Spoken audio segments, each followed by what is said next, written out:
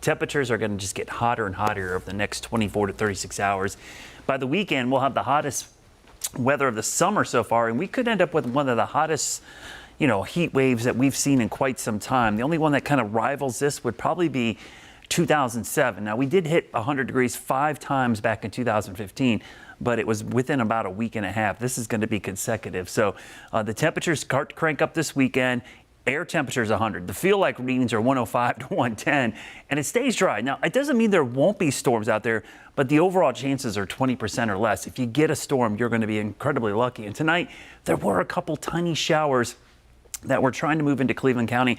A couple moved through parts of Chester and Lancaster County, but for the most part, it's been dry. And that's kind of what we're going to see the next couple of days. Still very warm out there tonight, upper 70s, low 80s. Not a lot of cool downs at night. So temperatures tonight will only get down into the mid 70s overnight under mostly clear skies. Tomorrow, I do not know what's going on with our numbers. Last couple of days, the numbers are slowly populating. The computer's trying to deal with the heat as well. Temperatures tomorrow mid to upper 90s, but it will feel well over 100 degrees. But starting Saturday through Wednesday, we want you to stay weather alert for those impacts of dangerous heat, and this will be extreme heat. We're talking temperatures 100 degrees, feel like 105 to 110. Middle of the day, that's dangerous. So take plenty of breaks. Heat exhaustion is a real thing you're going to have to deal with. I know a lot of folks have to be outside in this. Even if you have to be outside, take more breaks, drink more water, try to give yourself some shade at times. Air conditioning is great. Also try to conserve power because the grid is going to be taxed over the next 7 days. Dew points upper 60s, low 70s.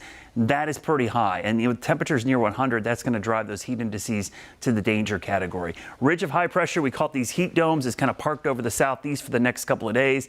That is going to sit there and give us very warm temperatures. It's also going to keep the showers away for the most part. Most of the storms will go around this ridge of high pressure in something we call the ring of fire. Typically around the edges are where you see the big storms. Underneath them, you don't see a lot of rain. 7-day rainfall forecast, pretty minimal outside of those isolated storms. So heat risk impacts, typically in the summer, we're kind of usually in the 1 to 2 range, occasionally in 3, but over the weekend into next week, we're going to go into that 4 range. See the purple starting to show up tomorrow with lots of red. By Saturday, we're well into the red or purple, I should say, for Sunday. Same story. And by Monday into Tuesday, more of that purple. That means extreme impacts from heat. So please take it seriously, especially as we get into the middle of next week when practice starts for a lot of high school athletes. The heat index is going to be sky high as well starting Saturday, so be prepared. This heat has some staying power, but the good news, there are signs of relief, not in the 7-day forecast.